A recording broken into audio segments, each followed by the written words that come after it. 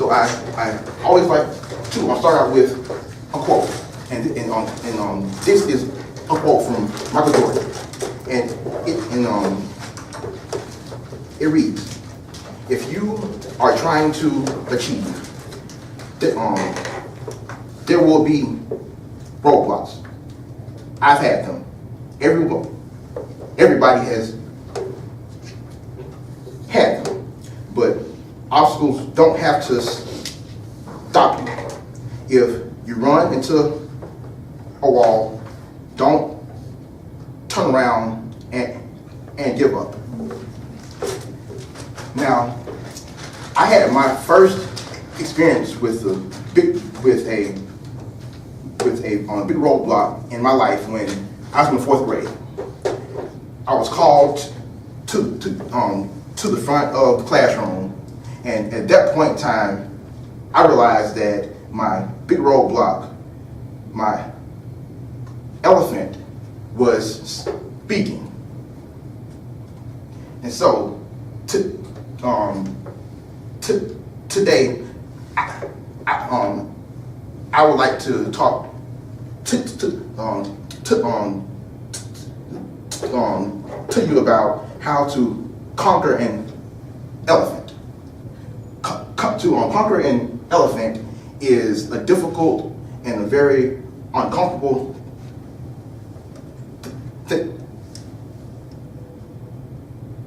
thing, but it is necessary that all of us do it at one point in our lives. And there are 3 steps to conquering an elephant. First is acknowledgement. 2, analyze and comprehend. And 3 is to perceive and steer. Now, I'm going to go through each one of these steps, and then I'm going to give you about a minute to jot down some answers. First, to acknowledge. Most powerful and essential step in conquering an elephant is to acknowledge the elephant in the room.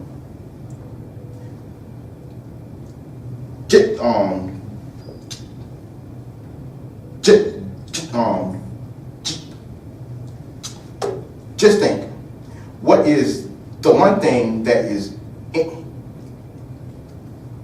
your life that is begging and screaming to be acknowledged? What is that one thing that you consistently avoid? That is probably your elephant.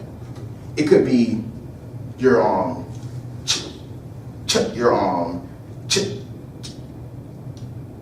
childhood, a marriage, family, career. Now, I bet you can't guess what my elephant is. It probably will come as a big shock. But my elephant is that I am a person who stutters, and I am not alone. There are over 70 million other people who share my elephant, and you aren't alone either. I guarantee you that at least one other person that is in this room shares your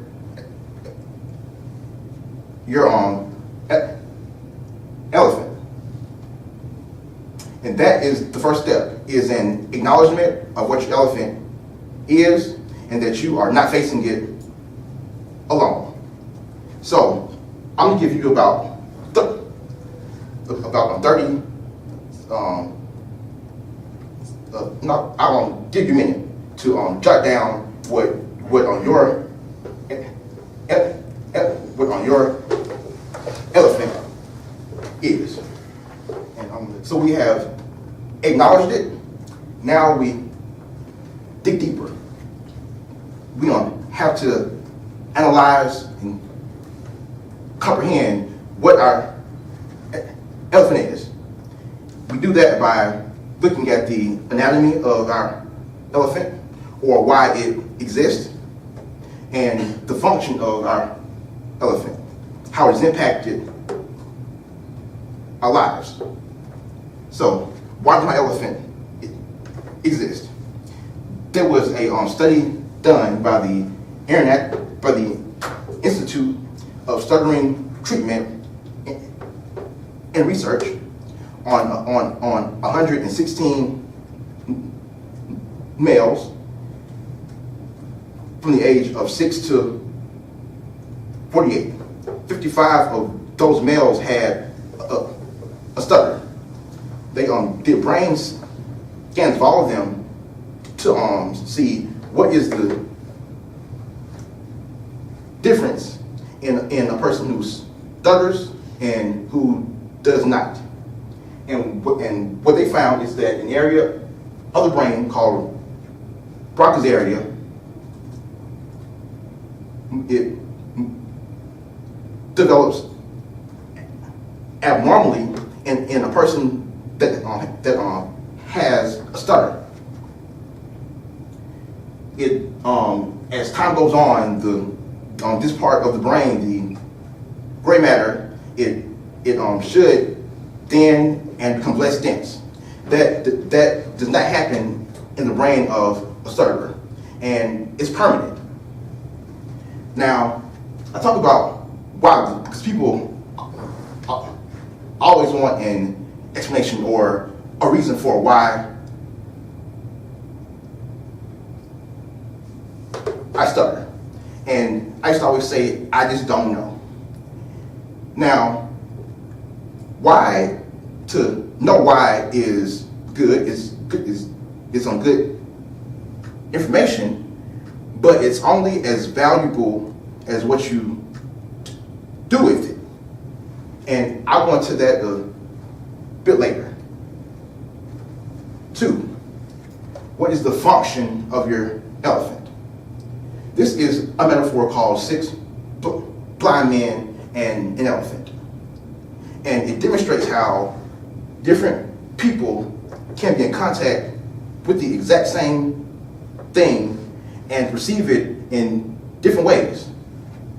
Like these 6 blind men, I have experienced and identified with them having a stutter different ways at different points in my life, on 2 extremes, from being a victim to a victor. I felt victimized in the 4th grade when I was called to the front of that class because my elephant, it changed on me. It decided that from that day on, I could no longer read fluently aloud.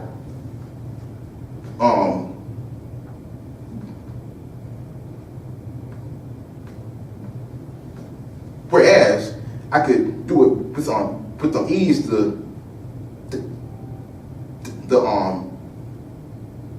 previous day. So I'm standing in front of the classroom, and I cannot even get out a syllable.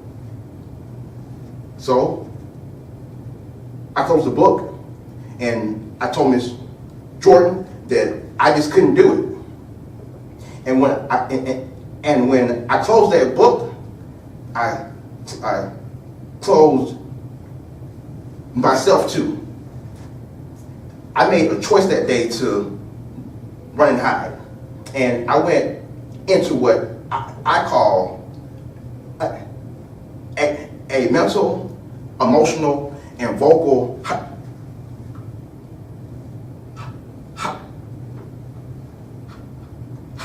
hibernation.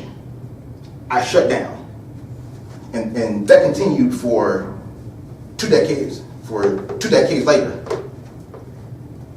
I also felt isolated as I found myself as a senior in high school, home alone on prom night.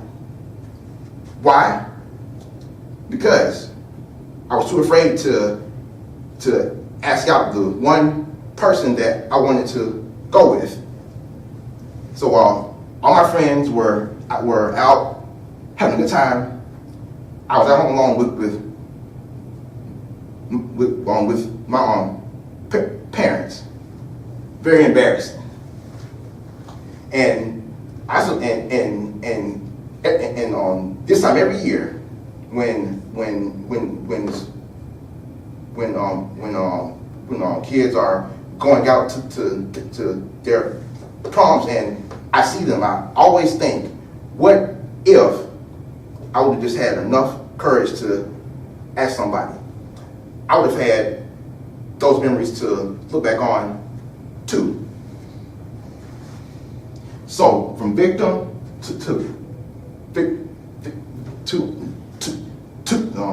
victor, that was a 25-year process. But I got there, and I got there when this past year, in the final round of a speech contest, I took third place, and at that moment, I realized that I had power over my elephant, that I did have a voice, that it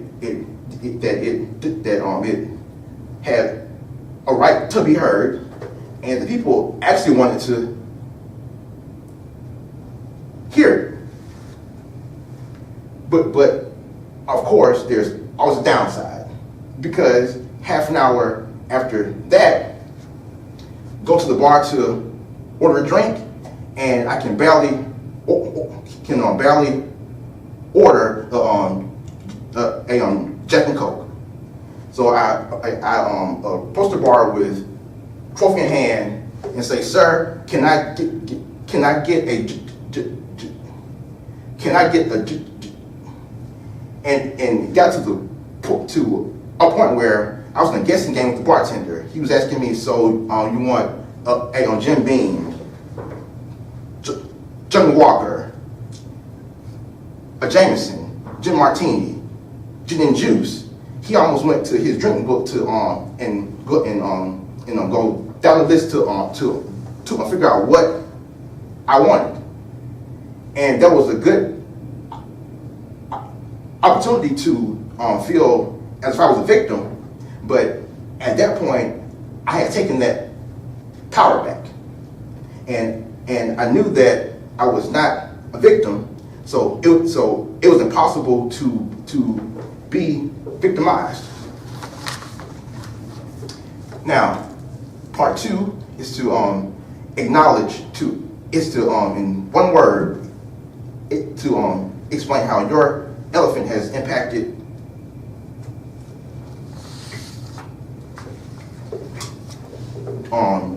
your life and why it